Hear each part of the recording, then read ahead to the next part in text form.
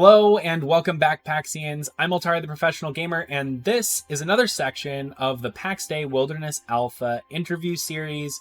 We're back here again with Pedro and Solka, and today we are going to be discussing crafting. A lot of new improvements have been made to the crafting system since the last time we were all able to play in the alpha during Alpha 1.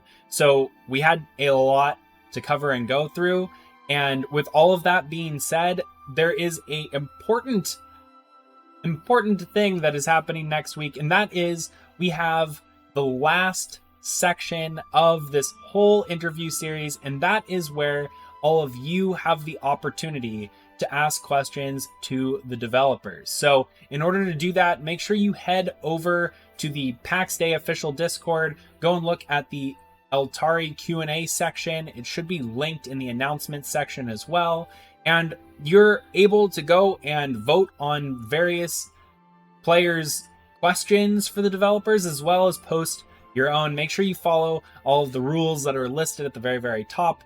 But I look forward to meeting back up with the developers next week to interview them on all of the questions that you, the community, have provided. So with all of that being said, though, let's go and get back into this interview. But before we do, if you enjoy this type of content, don't forget to like this video, share it with any of your friends who might be interested in Pax Dei, and subscribe so that you can get notified whenever we come out with any new videos. So I'll hand it back over to the interviewer and interviewees, and I will see you on the flip side.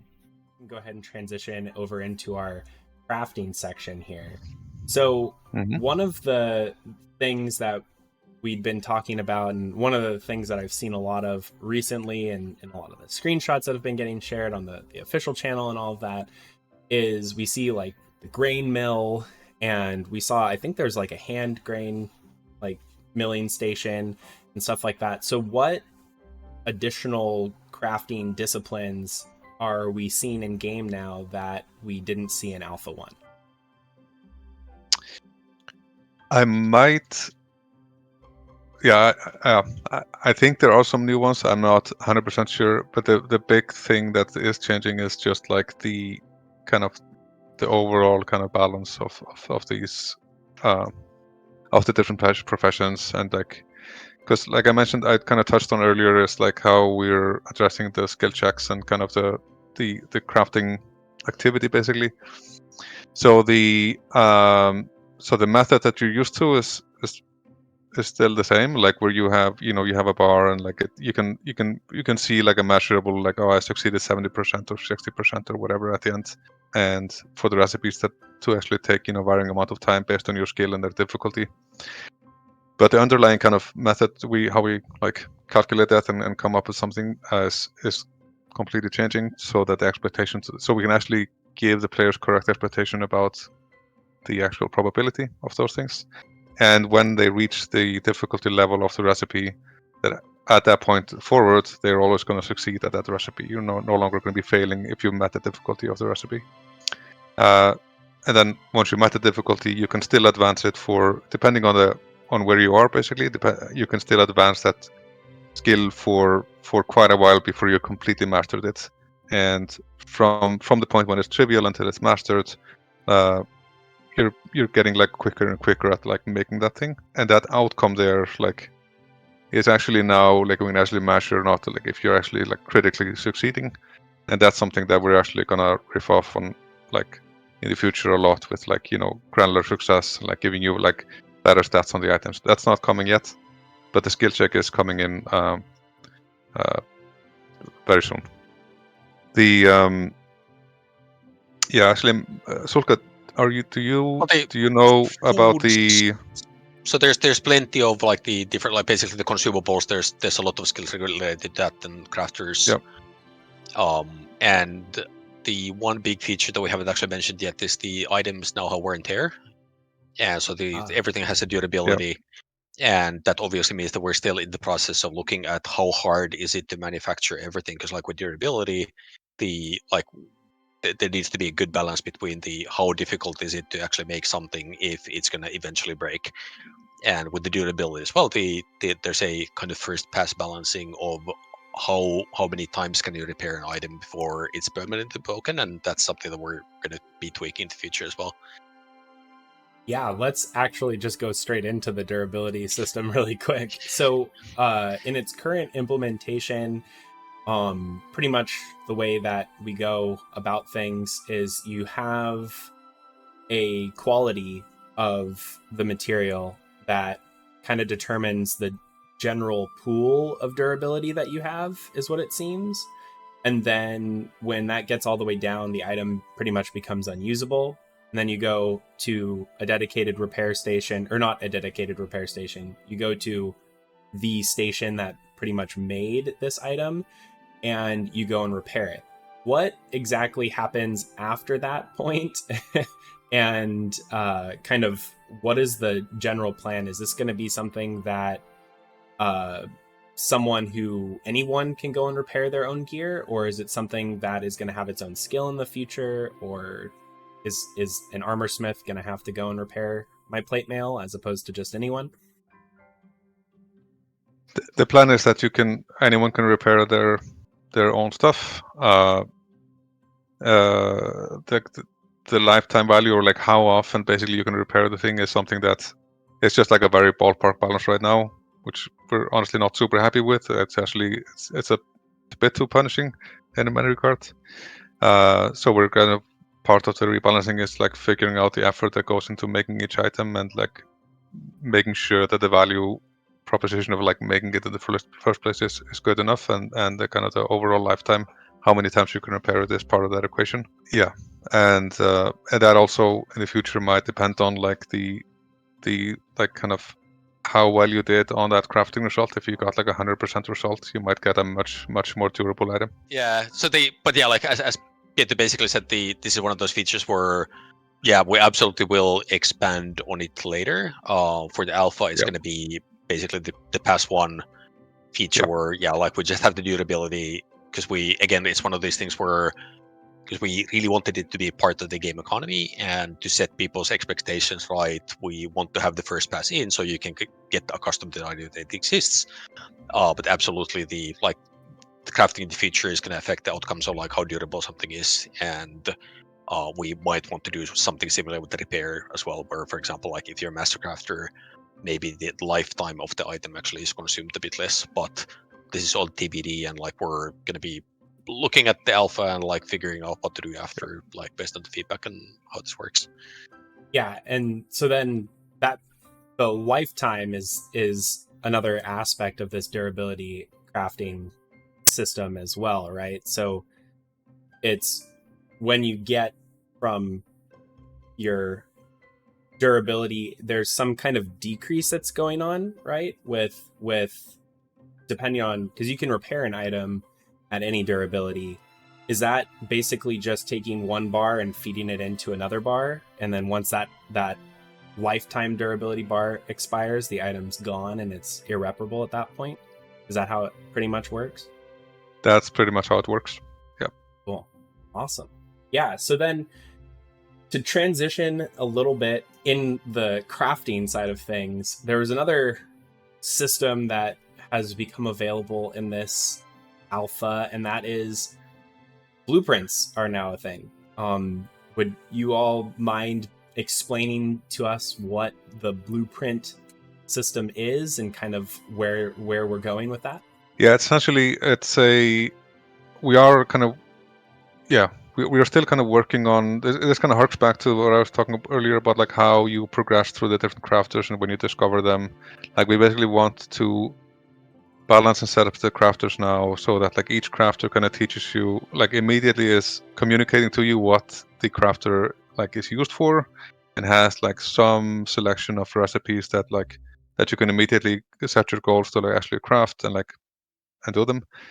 The blueprints that you're mentioning are like the like, you know, in a specific crafter, there's like at the high end of the recipes that you can make in it right now is like a blueprint or like a component to make like the next crafter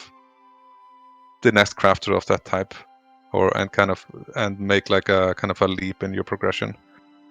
And that is just to set goals for you to, like, you know, this is the kind of range of items that you're kind of unlocking and discovering in the crafter, and when you're like reaching the end of that, you can like get to make the next kind of tier of that crafter. And once you've built that one, you don't really need the old one, because the new crafter of that type will allow you to like make any of the recipes from that profession. So then this is kind of a way that players in the crafting profession will progress, is by building out higher and higher tiers of their respective crafting stations. Yep. Cool. And how do you see that system kind of evolving later in future iterations of the game? I know in previous discussions you've mentioned the possibility of like a crafter needing to have a space that looks like what that crafter's space would be, and that would potentially provide bonuses. Is any of that in game right now? Like, do I have to make my blacksmith look like a blacksmithy in order to get certain bonuses? None of that is in the game right now. But that is like systemically related to like a comfort system. So like a system that has like that is able to kind of recognize a building, its qualities, and whether you have like the square footage and roof and like stuff like that. And we have plans for that, but it's they're not part of the alpha 2. Got it. Awesome. That's a new term that I've now heard. Crafting, or not a crafting, a comfort system. So that'll be a fun one. I'm assuming something similar to like Valheim that uses comfort in that way, but different in what it does. Thematically similar, yes. But with benefits that actually make sense in our game, and like in a persistent MMO game, yes. Cool. It was actually one of the, because we were talking about the Alpha 1 and kind of the assumptions we had, or like hypotheses that came true or did not come true. Like one thing that was actually very satisfying to see in Alpha 1, that people actually did care a lot about like how their buildings looked, and they actually did care, like, and still care. Everyone who's playing the game cares a lot about like all of these subjective things that many people might think that they wouldn't if there wasn't some kind of like system that was like incentivizing them to do it. So we definitely want to get to where we have a comfort system and the system you're alluding to for the crafting. But even in the absence of it, like, people still do care, and like people still want to build pretty things and impressive things. So that was really comforting. Yeah, but still very cool to hear that there will be incentives as more and more players come into the game, they'll be incentivized to kind of hold true to that kind of. Yeah, I mean, it's absolutely like a huge part of our kind of vision for how we want to progress the villages and kind of building gameplay in the game. It's a very integral part of that. Awesome. Well, thank you for answering that as well. So kind of have two questions to kind of sum up the crafting section of this interview. And the first one is, where do you see solo players kind of fitting in to the crafting system as a whole? And then the second question is going to have to do with the economy. So think kind of how we're talking about single, solo players, and then we'll be leading into an economy question after that. So you can kind of frame it in that way too. That'll be great. I mean, like Solka mentioned, like the whole kind of, we internally like to call like the peaceful game loop, but it's not. It may involve like some hunting or whatever, but like the game loop that involves like gathering and crafting and processing materials and building and all of that stuff. It's just like, it's a huge, I mean, that's where most of the value creation in the world comes from, apart from like looting enemies and doing like future kind of PvP stuff. But that's where like the fundamental kind of value creation comes from. Like, everybody needs food, everybody needs like gear and like stuff that like and even the stuff that you find in dungeons are just like kind of unique ingredients to make something very powerful that the PvE player or PvP player wants. But all of the other components that they need to craft that item actually come from the people who are like doing all of this kind of manual labor in the world and gathering and crafting. So solo player, I mean, it just depends a lot on their kind of on what they're optimizing for. If they're optimizing for like earning, earning some kind of currency or status or whatever, like they may either like trade with people who need the things that they're providing. If they're more just to kind of trying to progress themselves, like it might be more time consuming, because if they want to like min-max every single aspect of the thing that they're like their food and drinks and potions and weapons and armor and whatever, if they're trying to do it all by themselves, like they have a lot of progression to go through. Yeah, I mean, I don't know if you have something to expand on that, Solka, but I mean, there's plenty of opportunities for people to, I think, play solo or like play as like an individual that is like loosely kind of interacting with other like clans or people that are like, kind of living in their area that they're kind of trading with. Yeah, there's things like we've expanded the amount of different resources you can find in the world quite significantly since the first alpha, and so there's opportunities for people to actually go and explore in the wildlands outside of the home valleys and search for things and actually bring that back to the valleys. And this is something that you can solo quite easily. You obviously do need to be a bit careful because the enemies in the wildlands are very dangerous now. And watch out for bears. They're I found a couple of those. But yeah, so for solo players, yeah, like there's definitely like ability for people to produce something that is very valuable and desired. It's just the game as it stands today doesn't give a lot of like meaningful ways for people to trade, which I'm kind of assuming is your next question. So so for the Alpha 2, there's not going to be new features to facilitate trading, but this is something we are definitely adding into the game eventually. And yeah, so there's going to be ways for people to like do basically like operate market stalls in one way or the other. And so like if you're actually a solo player, you can operate one of the markets, or maybe like you'll just find one into which you can go and sell your stuff that you're producing. So and this is one of the features where, again, we'd like to make very player driven. So as a player, actually, you'll have a lot of agency in how you set up everything, and like actually the location at home is going to be quite important for this as well, because the how you actually integrate your home into the potential trade routes that start to like establish themselves in the game, that is going to be very meaningful. So yeah, and like so really one of the reasons we want to put the markets in is the because it gives a lot of tools for players with varying playstyles to actually play meaningfully together, and this includes the solo players. So then thank you for kind of answering part of my next question. In terms of like one of the things that dropped a lot actually in Alpha 1 and maybe not as much in Alpha 2, but it was gold coins.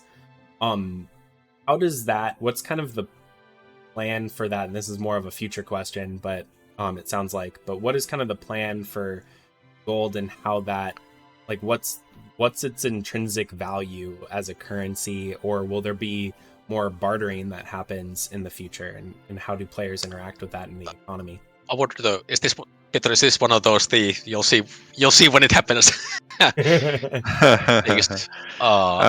Gold should it's not going to be part of the drops you get in Alpha 2. We'll introduce gold coins again as soon as we have like some of the features that Sulka just mentioned that are like very high on our list. Like just to tack on a little bit to the thing you talked about, the market stalls, it's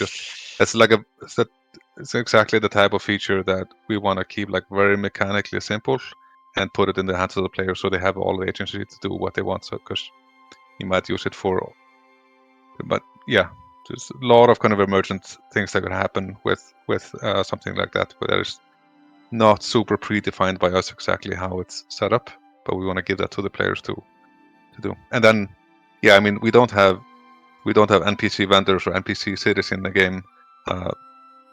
So actually I have more that I could talk about gold, but I'm not prepared to talk about it actually right now. But Okay. Like, I think it's safe to say there's absolutely going to be reasons for you to want to hoard as much gold as possible. So it's going to be hugely valuable to the players. Very strong faucet through like PV, and the sink we're not ready to talk about yet. Cool. And then the intermediary people could trade it. Yeah. All right, and there it is. That is all that there is for the crafting section of the Pax Dei Wilderness Alpha interview series. And if you are really interested in finding out what the heck was going on in the background as this interview is going on, then I have the exact link for you. You can find that down below. We have an entire commentary talking about everything that is going on in the video, and there is a whole heck of a lot to cover. So please do go ahead and check that out. But that is all that we have for this interview. So if you haven't done so already, please do like if you enjoy this type of content, share with any of your friends who might be interested in Pax Dei, and subscribe so that you can be notified the next time we post any new content about Pax Dei. Until next time, I'm Altar, the Professional Gamer.